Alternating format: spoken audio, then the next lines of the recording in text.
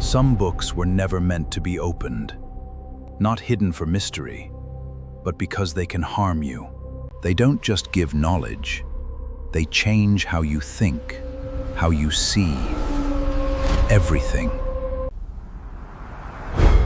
Because once you understand them, there's no going back. Now, let's begin with the first book, Picatrix. This is not just an occult manuscript, it is one of the most detailed systems of astrological magic ever written. Originally composed in Arabic between the 10th and 11th century, under the name Ghayatul Hakim, it was later translated into Latin and quietly studied across medieval Europe. By scholars, philosophers, and occult practitioners. What makes Picatrix different is that it doesn't rely on blind belief. It tries to explain how magic actually works.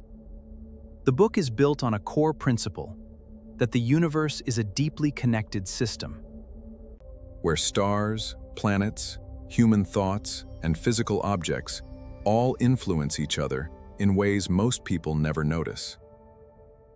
And those energies can be captured, channeled, and directed by those who understand the system. It explains that celestial bodies like Saturn, Jupiter, Mars are not just objects in the sky, but sources of specific energies. The text goes into extreme detail about timing. Not general timing, exact timing. Specific planetary hours, precise alignments, moments when a certain planet is at its strongest. If a ritual is done at the wrong time, it simply won't work, or worse, it may produce unintended results. Another major focus is talisman creation. These are not decorative objects. They are carefully constructed instruments. Using specific metals linked to planets, engraved symbols, and precise invocations, each detail designed to match a specific energy.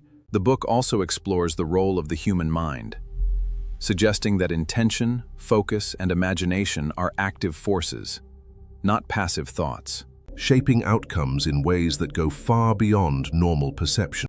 But what makes this book truly controversial is its level of detail. It doesn't speak in vague symbolism. It provides processes, systems, and instructions, clear enough to follow and powerful enough to raise concern. For centuries it was studied in secrecy, passed between scholars, and kept away from the general public. Not because it was fictional, but because people believed it actually worked. And that is what makes Picatrix truly different. Now we move deeper. The third book, the Sworn Book of Honorius.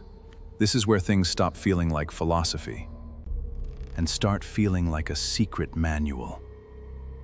Because this book was never meant for the public. It was written in response to fear.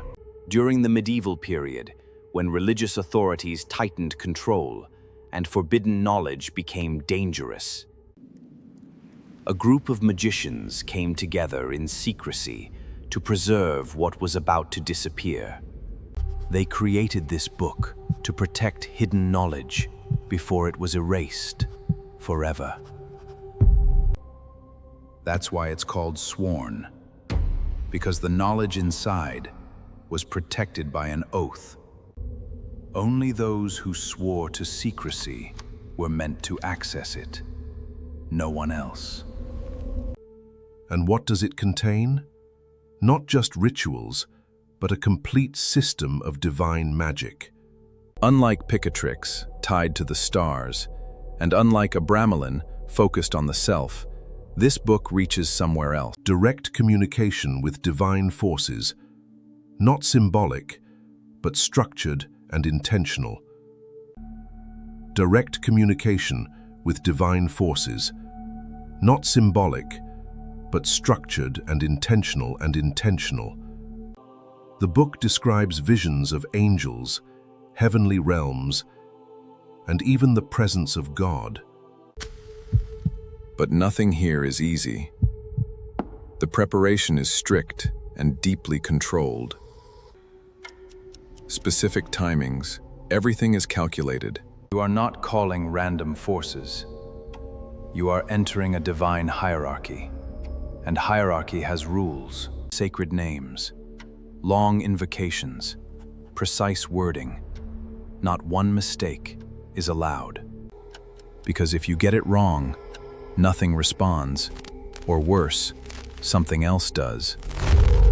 One of its central goals, the beatific vision, a direct experience of the divine.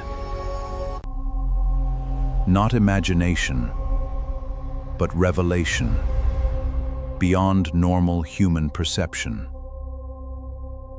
Because in this system, the greatest danger is not the ritual, it's misunderstanding what you're asking for. Now, we move to the second book, the Book of Abramelin. This is not a casual occult text. This is a system of transformation. A process that claims to give a human being direct contact with their higher spiritual authority. What the book calls the Holy Guardian Angel. The text is believed to have been written in the 14th or 15th century, and later translated into multiple European languages. But unlike Picatrix, this book takes a different path. This book is not about controlling external forces. It is about mastering yourself first, before anything else. Before you try to command anything beyond this world, you must first gain control over your own mind, your desires, your fears. And the method it gives is extreme. This is not something done in hours or even days. It takes months. In some versions, up to 6 months of complete, disciplined isolation. During this time, everything is controlled. Speech, interaction, routine. Each action designed to purify focus. Because without absolute mental clarity, nothing beyond this point is safe. Not even for the one attempting it. And then comes the central moment. The knowledge and conversation of the Holy Guardian Angel. This is not symbolic, not imagined, but described as a real, direct interaction. A guiding intelligence that knows your true nature and your purpose. And only after this does the book introduce something darker, the confrontation with lower entities. These are chaotic, uncontrolled forces, what many would call demons, unpredictable and dangerous. But here's the difference. You don't fight them, you command them. The book even provides magic squares, complex letter grids, designed to produce specific effects. To influence thoughts, to find hidden things, to shape outcomes. But the real goal is transformation. It asks one question. Do you truly have control over yourself? Because in the system of Abramelin, the greatest risk is not failure. It's thinking you're ready when you're not. This is just the beginning. 5 more books remain. Comment part 2 if you want to go deeper, at your own risk.